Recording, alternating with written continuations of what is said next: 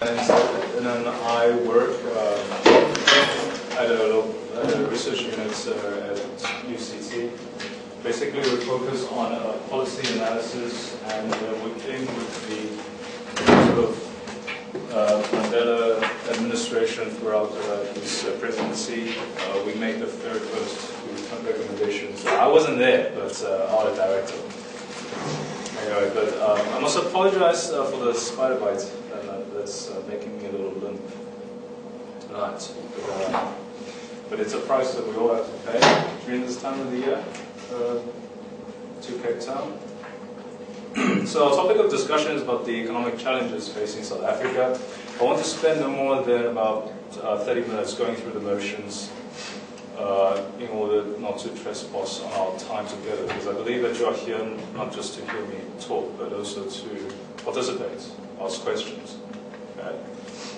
And so can I count on one of you to give me a shout out when I'm close to 30 minutes. Will you do the counting for me? Thank you. Okay, so let's just go back to the beginning a bit. How did we get here? What's our history? Okay, I'm going to go back as far as 1948. There was a general election. Party government was officially instated, sort of carried forward by the sort of white Afrikaner, this far right white supremacy sort of movement going. And since then, about 40 years, until the 1980s, 1990s, it's just been stages of affirmative action on the basis of racial segregation, inching up to the point where they were intentionally trying to establish the so-called Bantustan. Have you heard of that term? Basically, it's a separation of states that you try to cut away sort of pieces of landscape and call it the sort of new states for the blacks. And by doing so, you sort of exclude these people, these blacks, sort of out of our national consideration and arrangements. I mention this often, actually, because not only that it had done terrible damage in terms of human rights and so on, and access to education, access to public opportunities, public service, and skills, and sort of economic mainstream. Not only have you done that, but you also excluded them out of the statistical sort of observation. And that means, especially for now, since 1995, is that none of the policy consideration and policy debates before 1994 and any of the historical estimates are completely useless to us. Right? Because all those policy considerations were based on the assumption that we were going to cut these people out, exclude them. Okay? And I have to say that it sometimes additionally pisses me off whenever that these old white sort of Afrikaners sitting in the armchair telling me that, you know what, before 1994 we never had any of these problems. Unemployment wasn't there, inequality wasn't there, poverty was not an issue for us. That's only because that the problems were stacked away, right? Hidden away, sort of under the coffins, and poised to sort of emerge and haunt us, and which we see now. So you have to imagine yourself in this mindset, okay? Whenever you consider South African problems, economic problems now, is that you literally, in 1995, you step into the office, somebody hands you, finally, the very first picture and the very first glimpse of the real economic situation of South Africa in an envelope. On top of that, probably a note says, good luck, it's all your problems now. And inside it, what was inside of it was a terrible picture. Extremely high poverty rates, because now you're considering everybody now in South Africa. Extremely high poverty rates, terrible inequality, about 0.59 Gini coefficient between the scale of 0 and 1, and extremely high unemployment rate as well. Okay? I think it's about just close to 50% of the population were out of jobs. And again, so you have no precursor, you have no policy sort of examples that you can use before that. And you have to sort of figure out in a very short period of time what to do next. Okay? So I sort of remind you that whenever you hear things like, oh, 18 years of democracy, what has changed? You have to remind yourself that, hey, this 18 years, we not only have to correct 40 plus years of damage that was done to the country, and basically 40 years of no observation whatsoever. Nobody knew how bad the situation was getting. Okay? Then what happened? 1995 till recent, just let me give you the background.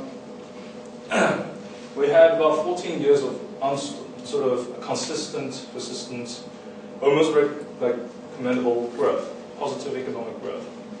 And given that, what of the problems? Okay, poverty sort of declined a bit marginally. Inequality skyrocketed from 0.59 to 0.7172, depending on whichever estimate that you use or the method that you use. Unemployment, the story is a bit more complicated because it's not true, as what a lot of literature suggested, that we had jobless growth. What is that? It means that given positive economic growth, we had zero or negative employment growth. Okay, that's not what happened. What really happened was we had positive economic growth, yes. Employment growth was positive, but at the same time, there was a huge influx of labor participants and job seekers. Okay. And so when you take all of that into account, despite the fact that we had employment, the economy couldn't sort of absorb all the job seekers that suddenly new entrants to the economy, and so that some of them had to be sort of left out of the economy. So just to put it in real terms, suppose that in this middle row, all about 5 of us, and in the beginning we had 2 of us employed. And from 1995 to 2005, we had, say, about all of us got jobs. That's fine. But then the rest of the class suddenly joined the crowd and looking for jobs. So when we take the unemployment of the whole, sort of the unemployment, despite the fact that all of us had a job, the entire unemployment rate was actually still higher than the estimates that was in 1995. Okay, so it is not true that we had jobless growth. Okay, moving on from the micro to the megalo, or the macro picture.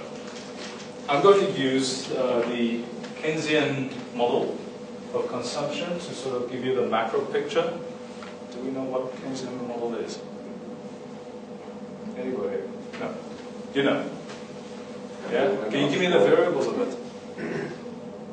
Sorry? This one. You're choking up.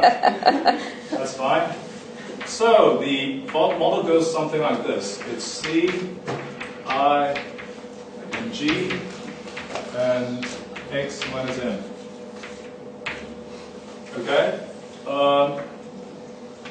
Y stands for basically income or production. Okay? Because we say in an economy, okay, what you earn is what you basically produce. Okay? And it's sort of broken down into C is for consumption. I'm just going to say consume. I is investment. And G is government expenditure or government operation costs. And this one is exports for X. And this one is imports. Just let me give you the picture of what happened. Consumption, C, by the way, you'll notice from now onwards, I'm only going to talk about from 1995 because I already emphasized that before 1995, nothing was accurate. So from 1995, what happened? Well, consumption, everybody sort of consumed more. All right, so it's sort of going like this. And around about 2009, thanks to the financial crisis, we sort of dipped a bit, and but it sort of recovered now. That's what happened in consumption. This is important because you want to know that there is demand in the economy, okay? That the demand in the economy is growing so that you can, demand pushes supply so that you have economic growth. Next, investments. Again, 95 to recent. What happened was, first of all, there was a slight dip. And then sort of they did this little number here in about 2001 because of the because of the Asian crisis. And then another dip, of course, because of the financial crisis, 2009. Okay, I'm going to go through the investment a little bit more carefully now. Government, again, is I'm going to give you the revenue and expenditure.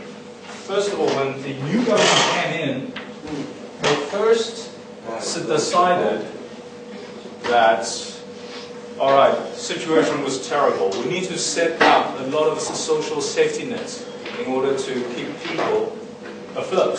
So there was, first of all, a huge sort of, not too much, but huge expenditure increase. But then during the Thabo Mbeki years, continued to increase, but not as much as the previous years. And nowadays it just sort of exploded. Okay, revenue went like this. It sort of also increased, but it's sort of at a slower rate. And in the very sort of Thabo Mbeki years, it sort of narrowed. And then recently, because of the financial crisis, it sort of increased at a much slower rate than before. Okay. So this part where these are the deficits was the first few years of Mandela when he was trying to set up like child supports, sort of like children grants and a bunch of grants, insurance, social safety nets essentially to try and help people. During these years, Thabo Mbeki focused on a lot of the economic issues, as in terms of trade, and he managed to narrow the revenue, the deficits quite substantially. And that obviously had some controversies because some people blame him for, say, the removal of the ARV program, for example, right? So that was just to save money. Recently, after 2009, all these years, you can sort of consider 2008 to recent, about 11, because the program had to continue. These years, we spent a lot of money on the World Cup and a lot of the industrial development. Okay? And when Zuma came in, our current president, he came in with the Public Works program, the program, and a lot of expenditures programs. And unfortunately, he was such an unlucky guy. He came in just at the right time of the financial crisis. So basically, the deficit sort of exploded. And at the moment, the estimate is trying to keep it at a band, sort of keep it still at about, I think it's about 30–40% of deficit, some number, but it's definitely not as terrible as like for Greece, which is like 150% deficit. In other words, you sell the government and you'll still be owning money. Next, these two with the exports and imports, together they make up the trade balance. The picture is sort of like this. Initially, there was sort of increase because of the trade liberalizations enacted since 1995. A lot of motor industries developed, and it sort of continued to carry onwards until the financial crisis, where both this is imports and this is, they follow pretty closely, but round about here, the trade deficit, in other words, you are importing more than you're exporting, which sort of exploded, but then at the roundabout here, the trade deficit sort of narrowed, okay, before it recovered relatively quickly, because South Africans do like to import a lot of goods. Just a couple of words. there are two things that are quite important here. First of all, if you stare at this for a minute and then you see that what does it mean to have trade deficit, and is it a bad thing, do you think? What do you think? Is it a bad thing to have trade deficits? In other words, is it bad to import a lot of foreign goods? This actually is very relevant also in America, right? A lot of you Americans obviously complain about how much it's buying from China. China produces everything for everybody in the world, and there's not enough jobs in America, for example, and so on and so forth. Is it bad to have trade deficits? Do you think? Good, bad? What do you think? We did also, so if we lost trade. The question is coming to you just now, but yeah. Yeah, go ahead. Okay, so if we have the trade where like you're talking about importing and exporting goods outside the country like America was doing in like the 50s during World War II and now I'm trying to do, where the economy be able to be sustained by other things like service jobs, like being pharmacists and things like that. That's right, but I mean on the whole, this is good to I import think it's more. neutral. It depends on how you can balance it with how you make the economy. Exactly. It depends on what you import. Because it would be totally useless if you import a lot of the final goods. Okay? A lot of the goods that, first of all, you can't replicate, second, you can't learn anything from it, thirdly, you can't produce anything more efficiently out of it. Okay? So it depends on if you import things like machineries, capital, technology, those things. If you import those things, then it's not so much a bad thing because it adds to your future potential growth. Right? So, what happened in South Africa is that during about the Thabo Mbeki regime, or his term, he imported actually a lot of the machineries, a lot of the capital, in such a way that South African economy now turns to not so much a labor-intensive economy, but very capital-intensive. Okay?